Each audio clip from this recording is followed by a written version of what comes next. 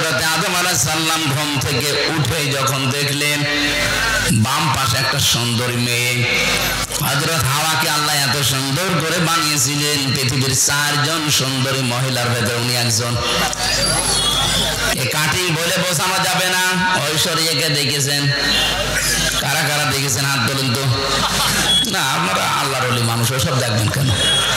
আপনার দেখার দরকার নেই।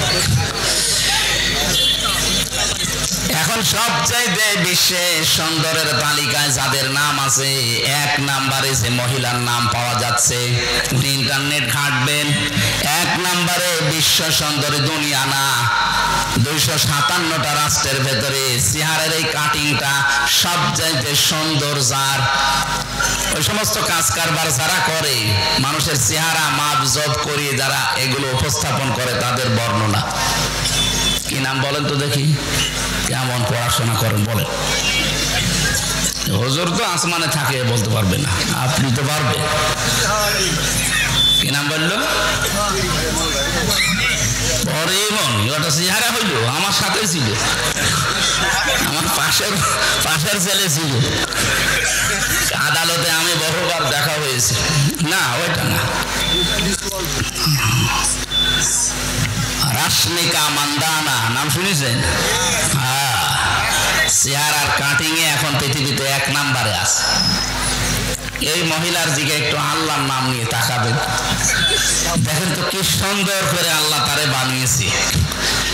এর চাইতে তাহলে শতগুণে সুন্দরী ছিল আমাদের আদি মাতা হযরতে হাওয়া আলাইহিস সালাম।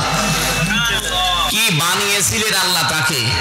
2 নম্বরের নাম পেয়েছে হযরতে জুলাইখা, ইউসুফ নবীর স্ত্রী। 3 নম্বরে নাম পেয়েছে ইব্রাহিম নবীর বড় স্ত্রী হযরতে সাহারা রাদিয়াল্লাহু তাআলা আনহা সারা। 4 নম্বরে আমাদের নবী মুহাম্মদ রাসূলুল্লাহর ছোট মেয়ে হযরতে ফাতিমা তুজ-জোহরা রাদিয়াল্লাহু তাআলা আনহা। এত সুন্দর করে মানুষকে আল্লাহ বানিয়েছিলেন, মেয়েদের ভেতরে 4 জনকে। সৌন্দর্য যদি প্রদর্শনের বিষয় হতো, এনারা বিশ্ব সুন্দরী হয়ে সারা দুনিয়ায় চেহারা দেখিয়ে বেড়াতেন। অথচ এই বিশ্ব সুন্দরীর তালিকায় যাদের নাম পেলাম, হযরতে ফাতেমা জীবিত অবস্থায় তো আছে, মরণের আগেও স্বামীকে বলেছিলেন আমি মারা গেলে তাড়াতাড়ি করে আমারে কবরে দিয়ে দিও। বেশি মানুষ খবরও দেওয়ার দরকার নেই, মানুষ হয়তো কাপড়ের উপর দিয়ে আন্দাজ করতে পারে নবীর মেয়ে এরকম মোটা ছিল, এরকম পাতলা ছিল। নিজের চেহারাকে, নিজের পর্দাকে কত গুরুত্ব দিয়েছে তারা। আজ একটু চেহারা ভালো হলেই মানুষকে দেখান আপনি মানুষ। হযরতে আদম নবী হাওয়ার দিকে শুধু তাকালেন না, ধরতে গেলেন। আল্লাহ পাক বলেন তাকানো যাবে না, ধরাও যাবে না। হযরতে আদম আলাইহিস সালাম ওই দিনই বলেছিলেন আল্লাহ ধরাও যাবে, তাকানো যাবে, কোন কায়দা আছে বলেন? আল্লাহ পাক বলেন বিবাহ করা লাগবে। কি করা লাগবে বলেন? বলেন। মনে বলছেন আমি রাজি আছি বিয়ে করতে। আল্লাহ পাক বলেন শুধু বিয়ে করতে রাজি হলেই হবে না, বিয়ের আগে দেন মোহর দেওয়া লাগবে। আমার কাছে কিছু নেই।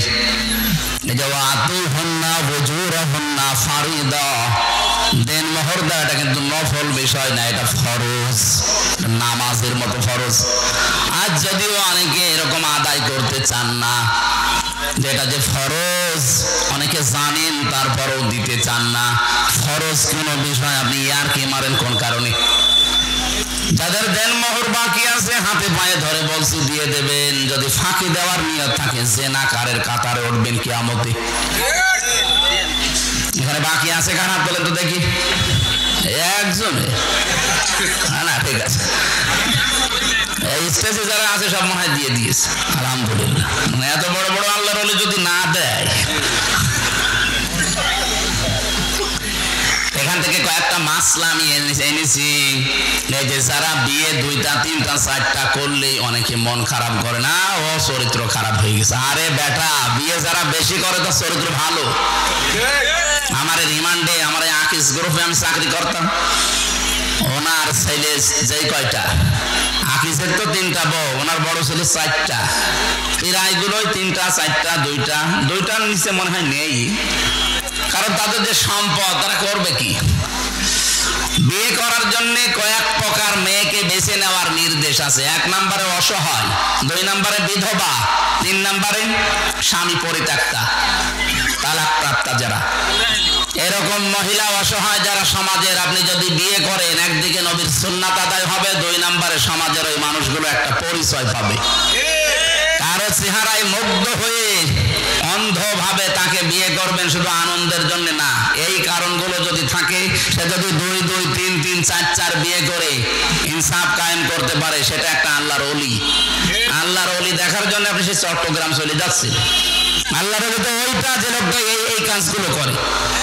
এখানে বহু বিবাহ, যদিও আমাদের এই ভারত, বাংলাদেশ, পাকিস্তানের সমস্যা, কিন্তু এই কাজটা কিন্তু খারাপ না। কি কথা বলেন না কেন? আপনারা করবেন তো? আমি তো বলছি, কিন্তু আমার তো সম্ভব না, আমাদের শরীর, আমার দ্বারা হবে না। যারা করেছেন মারহাবা, আলহামদুলিল্লাহ। হযরত আদম আলাইহিস সালাম বলেছিলেন, আল্লাহ আমার কাছে দেন মোহর দেওয়ার মতো তো কিছু নেই। তিনি ওই সময়, আমি এটা তাফসিরে পেয়েছি, বিশ্বনবী মুহাম্মদুর রাসূলুল্লাহর নামে 10 বার তিনি দরুদ পড়েছিলেন, ওইটাই তার দেন মোহর ছিল। তারপরেও দেওয়া লাগবে। আমার মনে হয় ওই শরীয়ত যদি এখন থাকতো, দেন মোহর হিসাবে 10 বার দরুদ না 100 বার পড়তাম না। যারা দেননি অবশ্যই দিয়ে দেবেন, এটা তাদের হক, অধিকার।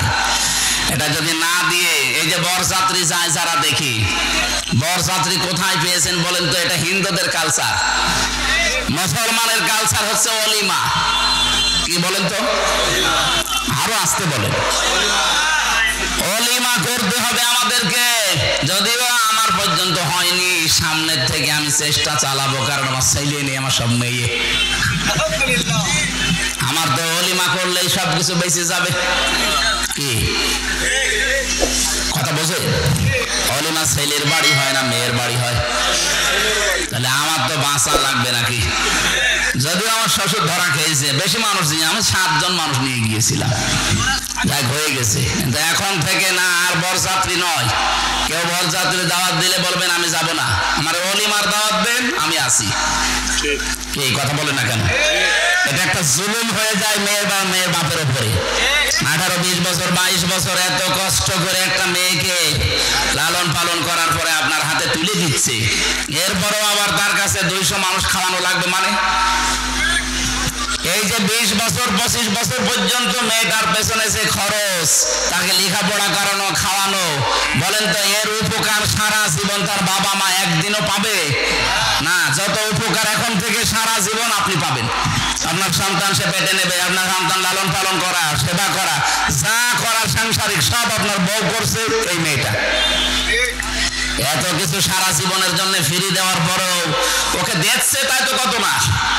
এরপরে আবার আপনাকে 200 লোক খাওয়াতে হবে কোন কারণে? এই জন্য বরযাত্রীদের সিস্টেম বাদ দেওয়া দরকার। যারা ছেলের বাবা আছেন, এটা বাদ দেবেন তো? এই বেটা তো আওয়াজ পাওয়া যাচ্ছে না, তার মানে এটা চলবে না। এখন থেকে ওলিমার সিস্টেম চালু হবে ইনশাআল্লাহ। কথা বলেন ইনশাআল্লাহ। বরযাত্রী দাওয়াত দিলে একেবারে মুখের উপরে না করে দেবেন না। আমিও ছোট লোকে কাজে নেই, আমার ওলিমার দাওয়াত দেন, দরকারে আমার বউ নিয়ে যাব। কথা বলেন না কেন? আমার ভাইরা, আমি এখান থেকে যেটা নিয়ে আসার জন্য বলছিলাম, সেই পৃথিবীর শুরু থেকে এই মেয়েদের উপরে আকর্ষণ তৈরি করেছেন কে? এটা এখন বিকর্ষণে পরিণত করে মহিলাই বিয়ে করবে। আজ 3 দিন আগে গোষ্ঠীয় 2 জন মহিলা জিদ ধরেছে যে আমরা বিয়ে করব, যদি না দেন আমরা মরে যাব। আমরা মেয়েরা বিয়ে করবো, তাই আমরা কি করছি? কি কথা বলেন না? আমাদের কাজ কি? এই সমকামিতা এটা প্রমোট করছে এক শ্রেণীর মানুষ। ঢাকায় নাকি এখন শুনছি মানবতার অফিস নামে সমকামিতার অফিস তারা চালু করতে চাচ্ছে। না, এটা হতে দেওয়া যাবে না, এটা আল্লাহর পুরা নিষিদ্ধ। এরা উল্টিয়ে ফেলেছে আল্লাহর সিস্টেমকে। এই জন্য আল্লাহ জর্ডানে একটা জায়গাকে ডেড সি বানিয়ে দিয়েছেন, মৃত সাগর। এই দেশকে আল্লাহর গজব দিয়ে ঢেকে ফেলার জন্য অনেকে সূক্ষ্ম ষড়যন্ত্র করছে। এই 15.5 বছরের ভেতরে এটার বীজ বপন হয়েছে। আমরা চাই না এই পাপটা এদেশে জারি হোক। লূত আলাইহিস সালামের ঘটনাটার কাহিনী আমি এই জন্য ইঙ্গিত দিলাম।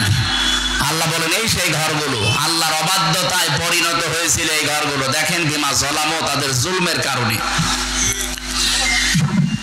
আল্লাহ রাব্বুল আলামিন এই খাফিয়াতান শব্দ আয়াতের মাঝে দেওয়ার পরে আমার মনে হয় এই আয়াতটা 2024 সালের 5 আগস্টের বিকাল 5টার আগে মনে হয় নাজিল আরেকবার হয়েছে। আল্লাহ ফাতিলকা বুয়ুতুহুম, তুমি একটু তাকাও না কেন এই সেই ঘরগুলো। ফানজুর কাইফা কানা আকিবাতু মাকরিহিম আন্না দাম্মারনাহুম ওয়া কওমাহুম আজমাইন।